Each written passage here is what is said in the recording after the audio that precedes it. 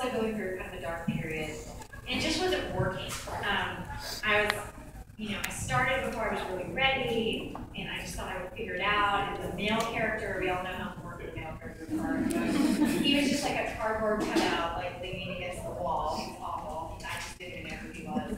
I kept going out of panic, and I was like, I'll just figure it out. And then I started going back to the beginning and being like, okay, thread through things through, and it was just a disaster. So I was sitting there in front of my computer every afternoon, just having a total nervous breakdown, which you would think after 11 books I would know what I'm doing, but not at all. So I realized one day when I had decided I was going to put these two male characters back at the beginning and thread them all the way through, that I was like breathing so hard I was panting. Like I was sitting in front of the computer like, and I was like, this is just crazy. Like this needs to stop. So I saved the document because I'm my father's daughter, and as Dessen, we save everything. And then I like pushed back from the computer, and I went over to the house, and I said to my husband, I think I just abandoned my book. And he was like, good, you've been miserable. And I said, well, what do I do now if I'm not working on this book?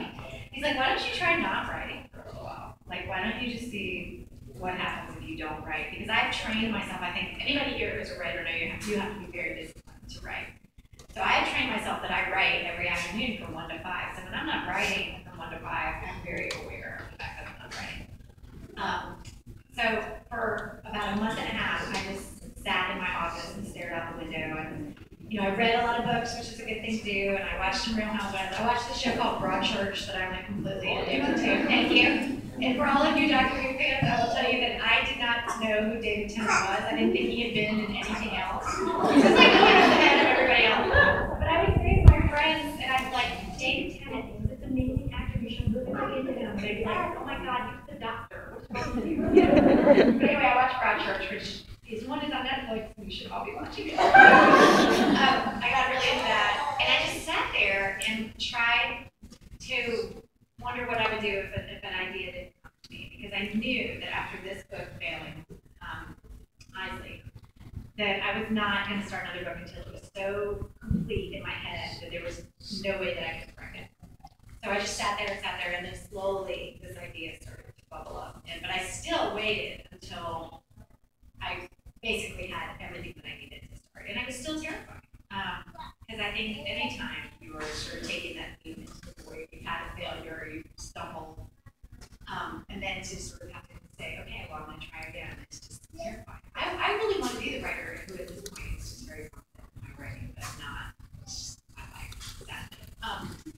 But what happened to me was that because I had these afternoons where I'm very used to writing, I was sitting in the afternoons feeling very sad and lost.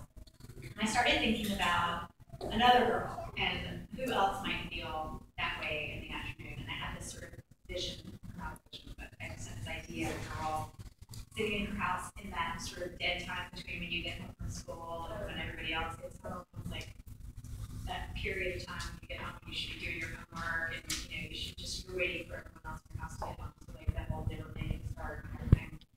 And I started thinking, why would she feel anxious? Like, what would be on